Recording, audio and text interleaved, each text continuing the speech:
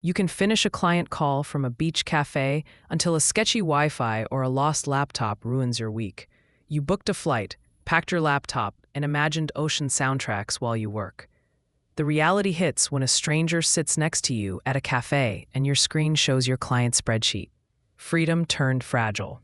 This video gives you field-tested habits and a small toolkit to protect data, devices, and reputation while you move. First, we'll name the real threats you'll meet on the road. Millions now call themselves digital nomads. More desks mean more targets. Public Wi-Fi, stolen devices, phishing scams, and legal border checks are common hazards. Each adds risk to client data, passwords, and billing systems. The attack surface grows when you join crowded networks, plug into unknown chargers, or carry every client folder on one hard drive. Which risk should worry you most? We'll break each down and give practical defenses next. Public Wi-Fi is convenient and sometimes dangerous. Attackers set up lookalike hotspots to intercept traffic. Man-in-the-middle attacks can read unencrypted pages. Even open cafes with friendly baristas can host bad networks. Verification beats assumptions. Ask staff for the exact network name and guard against near duplicates. Don't click through certificate warnings. Use HTTPS and limit sensitive activity on those networks. Next, we'll cover what to do when Wi-Fi simply isn't trustworthy. Laptops and phones vanish fast at busy hubs. A stolen device exposes contracts, keys, and unencrypted files. I once had a friend lose a laptop on a train and spent days rotating API keys and apologizing to clients. Prevention matters. Lock screens, use cable locks for short breaks, and enable remote wipe. Also plan a recovery path now so you don't scramble later. Up next, phishing tricks and how attackers hijack accounts. Travel creates chaos, and attackers love chaos. Expect fake booking emails, counterfeit login pages, and malicious QR codes stuck on cafe tables. Phishing looks professional and can impersonate your bank or client. Slow down. Hover before you click. Verify unexpected attachments by calling the sender. Use unique passwords and MFA so a single click doesn't give attackers access. Next, we'll talk about border and legal risks that travel adds to this list. Border crossings change the rules. Some agents can request device access. Certain countries restrict VPNs or monitoring tools. If you handle EU customer data, GDPR obligations travel with that data. That means minimizing what you carry and knowing local laws for encryption and VPN use. Plan a travel profile or a clean travel laptop if you handle regulated data. What mindset keeps you safe, no matter the border? We'll outline core principles next. Adopt 3 core principles. Assume public networks are untrusted, minimize data you carry, and add layers of defense. Think of security like layering clothes for an unpredictable climate. Passwords, MFA, encryption, and backups work better together than alone. Automate where possible. Let updates, password managers, and backups run quietly. Finally, plan an incident response so you act fast if things go wrong. Ready to turn these principles into practical steps? The playbook starts now. When you must use public Wi-Fi, follow a simple checklist. Prefer your phone hotspot or eSIM.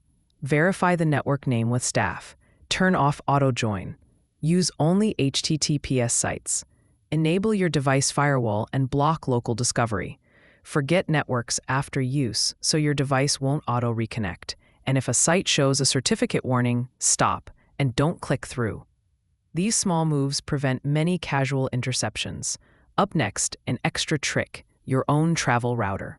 A travel router creates a private WPA23 network even inside a hotel or cafe. It lets you funnel all traffic through a router-level VPN for an extra layer. Pair that with a reputable VPN on your devices and a kill switch to block traffic if the VPN drops. Lightweight routers fit in a backpack and add a hardware firewall to shared networks. Curious about VPNs and what they actually protect? We'll unpack that next. A VPN encrypts traffic from your device to a remote server and hides your IP from visited sites. It protects against local snooping on public Wi-Fi, but it's not a magic shield. VPNs won't stop you from giving your password to a fake page. They won't fix malware on your machine. Think of a VPN as a secure tunnel, not an invisibility cloak. Next, we'll cover how to choose a VPN wisely and understand its limits. Choose a VPN with independent audits, a kill switch, and modern protocols like WireGuard. Avoid free VPNs that monetize data. Check legal restrictions for your destination. Some countries limit VPN use. Use the VPN whenever you hit shared networks and when you access sensitive accounts abroad. Remember, a VPN helps, but it won't save you from reused passwords or a compromised device. Next, locking your accounts with passwords, passkeys, and MFA. Stop reusing passwords. Use a password manager to generate and store long, unique credentials. Enable multi-factor authentication on email, banking, and cloud apps. Prefer an authenticator app or a hardware security key over SMS. Where available, use passkeys to remove passwords entirely. They resist phishing and simplify logins. Protect your password manager with a strong master password and backup recovery codes offline. Next, we'll secure your files and set up backups you can rely on. NID video recap. We named major risks, set core principles, and covered Wi-Fi, VPNs, passwords, and backups. If you remember 3 things, take your hotspot, enable MFA, and backup daily. The second half will dive into device hardening, on-the-road routines, incident response, and small habits that scale. Let's harden your devices before you fly so a stolen laptop doesn't become a business disaster. Before you leave, enable full disk encryption, File Vault on Mac or BitLocker on Windows. Update OS, browsers, and apps. Create a non-admin daily account for work and enable Find My Device for remote lock and wipe. Set quick auto-lock intervals and use a privacy screen for crowded spaces. Disable Bluetooth and nearby sharing by default. These steps slow thieves and give you time to react. Next, safe browsing and email habits to avoid social engineering. Most breaches start with social engineering. Check email senders for odd domains and typos. Hover to preview links. Don't scan random QR codes stuck on tables. Use end-to-end encrypted apps for sensitive chats and confirm unexpected requests with a quick call. Maintain separate email addresses for travel, clients, and personal use to limit blast radius if one account gets hit. If you feel rushed, take 60 seconds before replying.